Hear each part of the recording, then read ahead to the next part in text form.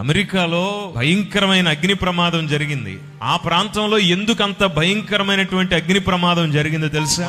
5-6 తారీఖుల సమయంలో అక్కడ golden globe awards అని చెప్పేసి ప్రపంచంలో బాగా నటించే వాళ్ళకి ఇచ్చేటువంటి అవార్డు ఫంక్షన్ ఒకటి జరిగింది. ఆ ప్రాంతంలో మంచిగా అద్భుతమైన ప్రదర్శన చేసినటువంటి వాళ్ళకి, సినిమాలు బాగా తీసిన వాళ్ళకి అవార్డు ఫంక్షన్ చేశారు. ఒక పెద్ద స్క్రీన్ పెట్టారు. ఆ స్క్రీన్ మీద ఈ అవార్డులు తీసుకునే వాళ్ళందరూ సినిమాలు అక్కడ వేస్తున్నారు. చిన్న చిన్న ముక్కలు గొప్పగా నటించారు కాబట్టి వీళ్ళకి అవార్డు ఇస్తున్నామని. దాంతో పాటు ఒకటి రాశారు. దాని మీద ఏం రాశారంటే, ఈ సంవత్సరం సినిమాలు తీసిన డైరెక్టర్లకి 4గురికి ఏమో మంచి మార్కులు వేసాము, ఆ 4గురికి అవార్డులు వచ్చినాయి. ఈ సంవత్సరం అంతా బాగా ప్రదర్శన చేసిన హీరోయిన్లకి ఇదిగో 10 మంది హీరోయిన్లకి అవార్డులు ఇస్తున్నాం. ఈ సంవత్సరం అంతా గొప్పగా పనిచేసిన కెమెరామెన్లు 11 మందికి అవార్డులు ఇస్తున్నాం అని చెప్పి ఆ లిస్ట్ రాస్తూ దాంట్లో వాళ్ళు చేసిన చిన్న పొరపాటు ఏంటంటే గాడ్ అని రాశారు. అంటే దేవుడికి అవార్డు ఏంటంటే అందరికి 5, 10, 11 రాసి దేవుడు అని రాసి 0 పెట్టారు వాళ్ళు కావాలని. దేవుడికి 0 మార్కులు వచ్చినాయి ఈ సంవత్సరం. ఆయన వల్ల మనకు ఎటువంటి ప్రయోజనం లేదు.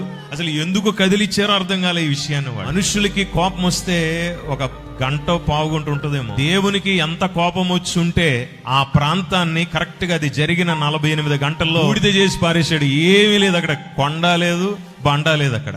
ఈ రోజు మీరు చూస్తే ఆశ్చర్యపోతారు, ఇప్పటికి కూడా ఇంకా ఆరలేదు ఆ అగ్ని, అమెరికాలో ఉన్నటువంటి అగ్ని. దేవుని యొక్క ఉగ్రత స్పష్టంగా కనపడుతున్న కాలం ఇది. మీరు అనుకుంటున్నారు మేము తింటున్నాం, మా ఇంట్లో చక్కగా ఉంటున్నాం, పని చేసుకుంటున్నాం, ఉద్యోగం చేసాం, అయిపోయిందని. కాదు, కాలం సమీపించింది, టైం చివరకు వచ్చింది. అంత గొప్ప వేదిక మీద ఇదంతా చేసిన దేవునికి కృతజ్ఞతలు చెప్పుంటే సరిపోయినది. ఒకవేళ చెప్పకపోయినా కూడా దేవుడు క్షమించేవాడేమో గాని, ఎక్కడ దేవుని నామానికి అవమానం కలిగిందో ఆ ప్రాంతాన్ని దేవుడు ఉపేక్షించలేదు, వదిలిపెట్టలేదండి. చాలా త్వరగా శిక్షించేశాడు. కాలం సమీపించిందని అందుకే చెప్తాను.